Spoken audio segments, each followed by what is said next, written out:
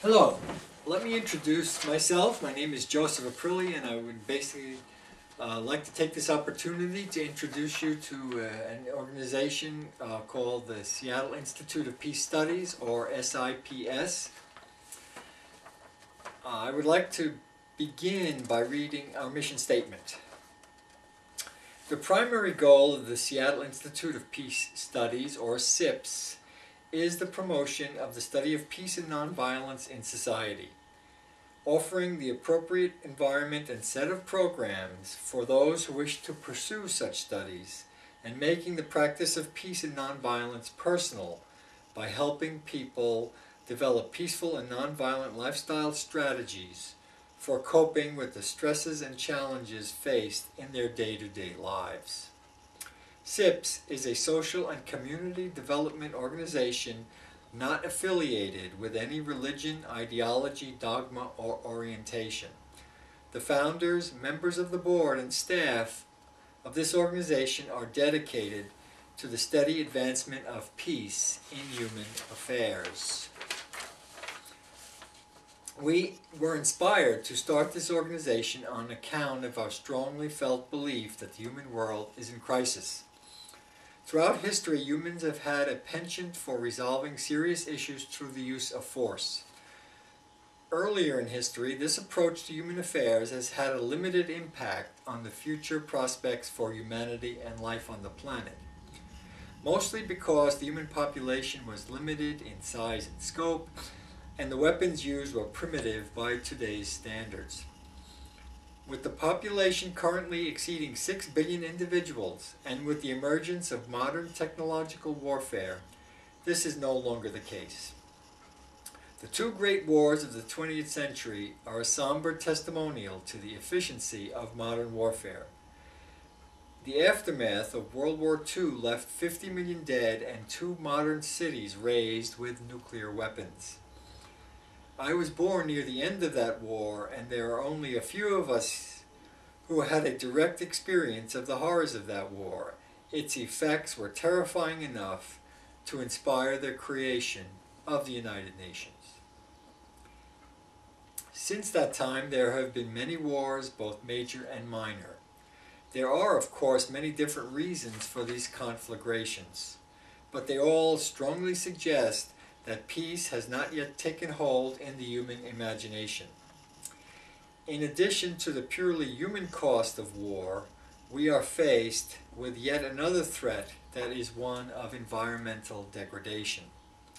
Conflict between states impedes dramatically the global cooperation that is required to deal with the pending issue of global warming. Possibly, this global threat may ultimately accelerate a worldwide movement towards peace. Let us hope. In the 21st century, the use of aggressive force to resolve conflict or achieve political goals is no longer a viable alternative, if it ever was one. The costs to society in human and financial terms are much too high and unsustainable. In addition, the psychological damage that is done to soldiers who fight the wars and cultures that sustain them can be devastating as well. Aggression hardens the spirit and blunts the power of love and compassion. This is a very heavy price to pay for such behavior.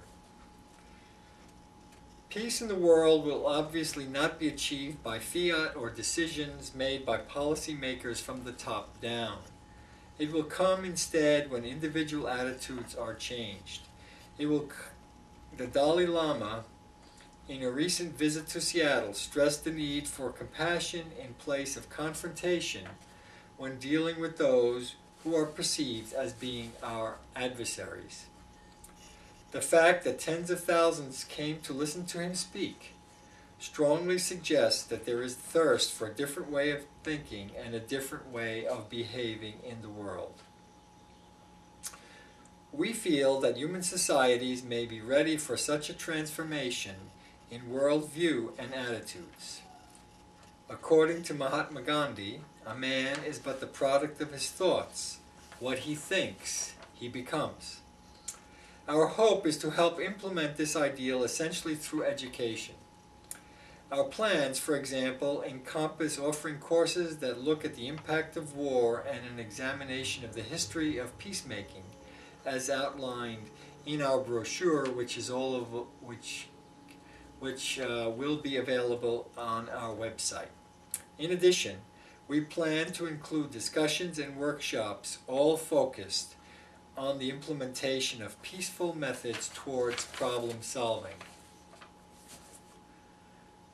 These are not grandiose ideals. They are, however, practical and necessary for the viability of not only the human species, but life on the planet.